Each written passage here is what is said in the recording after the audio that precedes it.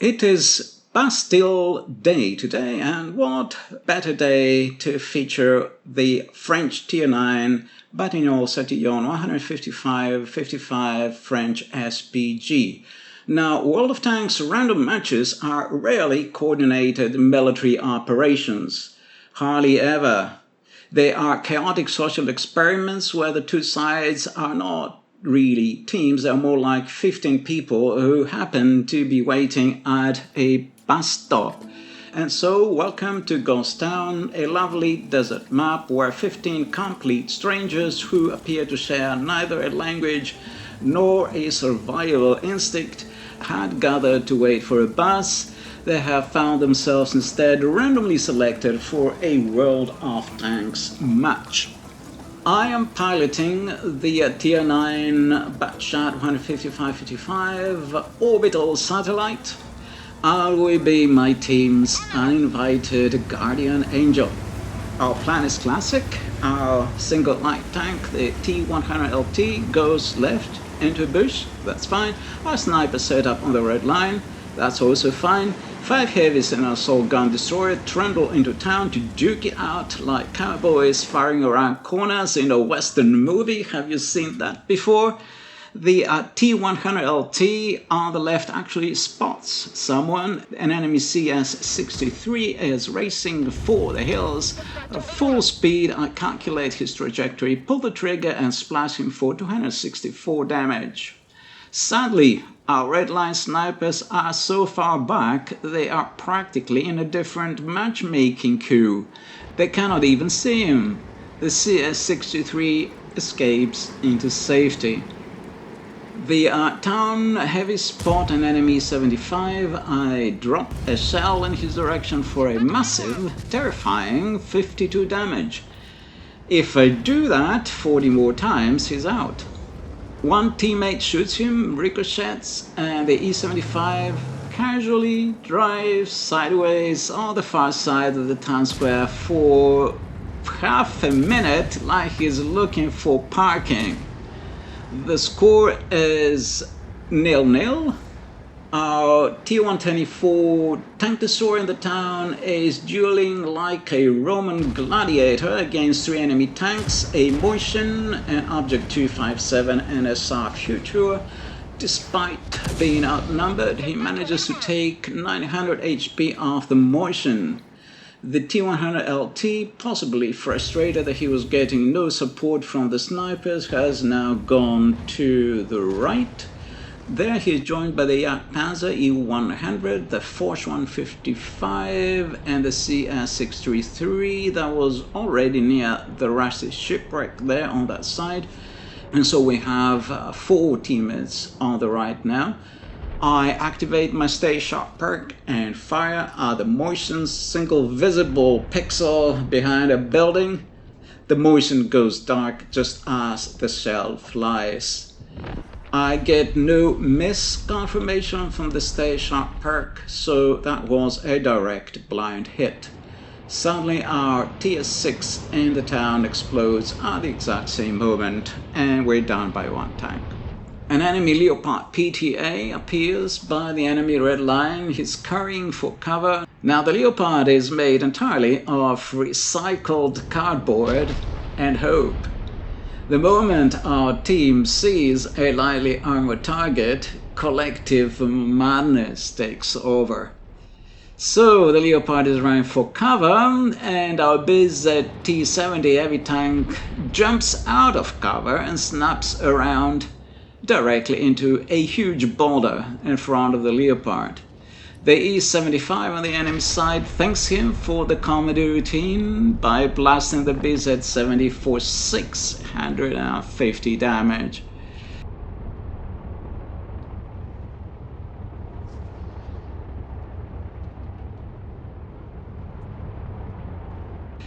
I am pre-aimed at a corner waiting for the E75 to peek. He peeks, I instantly drop a shell on him for 139 damage. My teammates react with the speed of a dial-up internet connection in 1995.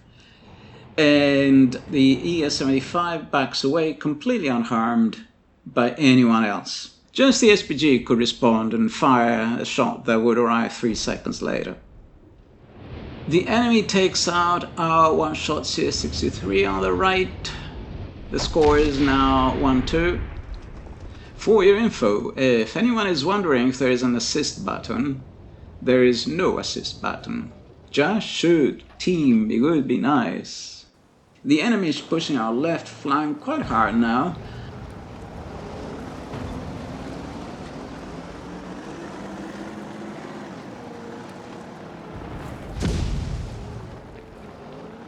I am unfortunately aimed away, splashing the object 257 for 77 damage. Unfortunately, moving the Batshot 155 turret takes 3 business days, so forgive me for that, for not responding. Our Type 61 medium is left entirely alone on the left. Our Type 61 on the left decides he's had enough of living. He picks the enemy CS63, who is completely behind cover, and the CS63 deletes him. I splash the CS63 485, but he survives on fumes. An enemy FV-215B, a Death Star, shows his face on a high ledge. A teammate shoots at him and bounces. The FV ducks behind a rock. I estimate his retreat, fire a blind shot into the sky, and watch the team scoreboard shift by 300 hit points. An enemy T-124 had been spotted on the left.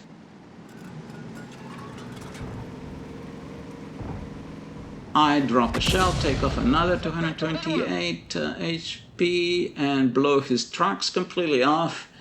He is immobilized in the dead open. Do my teammates shoot him?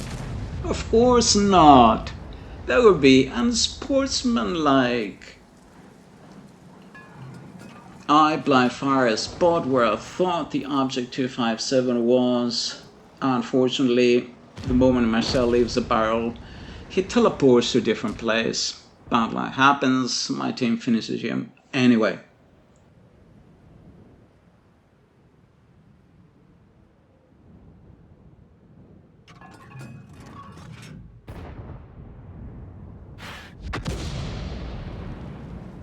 The town heavies delete an enemy Type 5 heavy, and for the first time we're up. And in terms of tank score, the score is 5-4. Our KPZ on the left, who had spent the last 6 minutes acting as a permanent fixture not far from the red line, suddenly finds his courage and moves forward.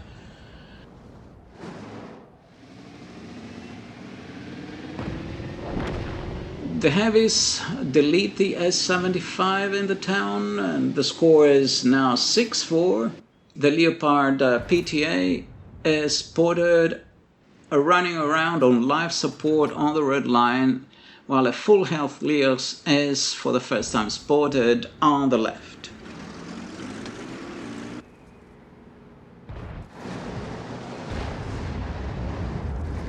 The second enemy Type heavy in the town dies, so all enemy heavies are officially dead. The score is 7-4, but a sneaky, previously unspotted WZ-113 GFT tank destroyer appears near the town square. How did he get there? Let's see. On the left, our Predator finally finds the courage to move forward. He goes rogue, hands down the Leos, who is running like a coward for his red line, and clips him 3 times for 3/4 of his health. Serves him right for running away like that. I blind fire the enemy CS63 near the Predator. The Predator then deletes him, and I actually get 252 stun assist. So that was nice. Our one-shot BZ T-70 decides to perform a tactical flank on the enemy WZ tank destroyer. Brilliant idea, except instead of going behind it, he drives directly into his gun barrel and instantly evaporates. I blind fire the last node position of the enemy Leopard PTA on the enemy red line. It is a miss. I get a second chance perk announcement. The score now is 8-6. The enemy WZ in the town spots our three teammates on the left. Now the LAT has joined the other two, the two mediums. There is a mutual exchange of fire. Our team loses a net of 850 HP. Probably they have been shot by concealed enemy tanks. The LAT, who seems to be in the open, loses half his hit points. I blind fire a bush on the red line where I am expecting the enemy Leox to be. And yes, the Leox was there, and my splash causes him to lose concealment. The enemy Leox pulls a blockheaded move. He goes out of cover and does get a shot in, but he gets deleted in return. Barian finally shows the BZ T70 how to actually flank and takes out the WZ, and the score is now 10-6. I blind fire the last node position of the enemy FE215B on the high ledge on the far side, and boom, the splash damage make him lose his concealment. My team turns their guns and erases all 1386 of his hit points in seconds. The enemy Leopard PTA is spotted once again and is finally taken out. The Waffenträger of Panzer IV magically appears within a few meters of one of our teammates on the right, the Force 155, who is full HP, and the Panzer E100, which is about 100 meters behind the Force. The Waffenträger and Force duke it out, and I fire a shot into the melee, but behind the enemy tank destroyer, causing him 108 HP damage and stunning him. My teammates react with the speed of a heavily loaded truck going uphill. Despite having a massive firepower advantage, both of our top-tier tank destroyers managed to die to a glass cannon and a sneaky T100 LT that was probably supporting him unspotted. And unspotted is the key here. Well, it has gone dark and has covered 700 meters completely invisible. He arrives near our red line and begins using my bat shot for target practice. My view range is 300 meters. I am blind as a bat. Not all bat shots are, just this one.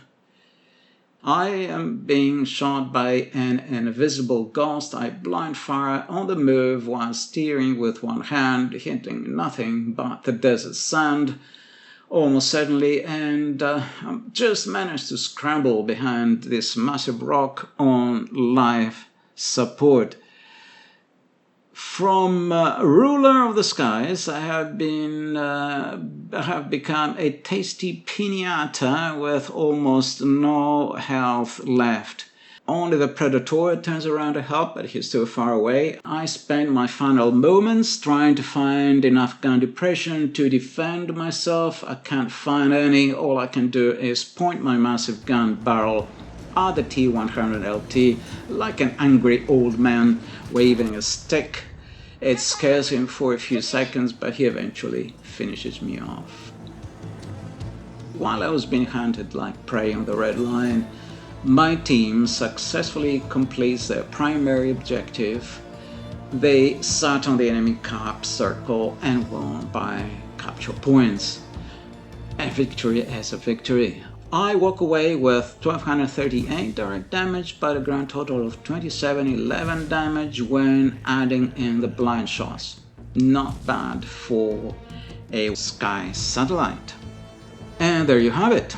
While 14 random people who met at a bus stop were playing a team game, The team's eye in the sky was doing much of the heavy lifting, and we walk away with an ace tanker, the Confederate medal for ruining everyone's day evenly, and the Bruiser badge for sheer annoyance. That is 2,711 total damage and 2,493 stun assist as a tier 9 bottom tier team manager, finishing top by experience above all our tier 10 heavy tanks.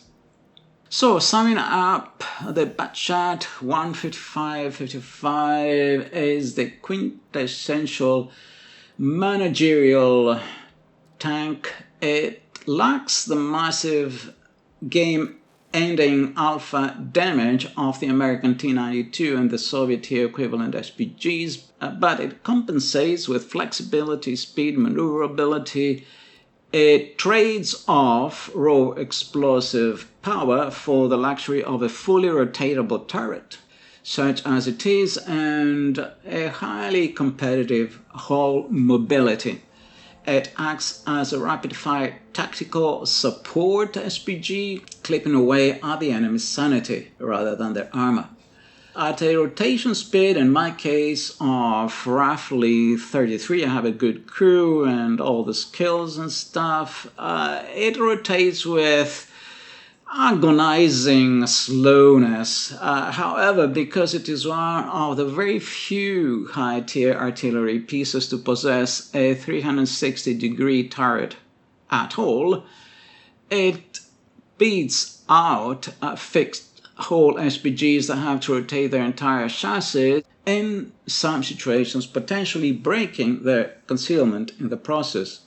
Now, is it the slowest rotating turret? Checked. Obvious suspects. The title for agonizingly slow turret traverse actually belongs to low-tier tank destroyers, the M10 RBFM and the Achilles, which have a traverse around 20 with good crews, at least the M10 in my case, and all the equipment. And also the British Doom cannons around tier 10 also have very slow rotating turrets. On the other hand, it's much more likely the tier 9 French SPG will have to swing its turret after every shot. So in terms of actual effect on gameplay, I would say it is quite a handicap to have such a slow rotating turret. Nonetheless, it's nice to have it. Now, Ghost Town, how does it play out? In my view, while the majority of World of Tanks corridors heavily favor hold down heavy tanks with thick turret armor, I mean that's the meta, Ghost Town is a rare, generally balanced exception. Not the only exception, but it is one of the maps that are an exception, because no single zone wins the match by default. If the heavies completely dominate the town, they still run a risk of being cross-fired from the outer perimeter if their medium tanks lose the flanks. So, thanks for watching. Try to support your team artillery, and remember, if you see a tank tracked out in the open, don't forget to shoot it.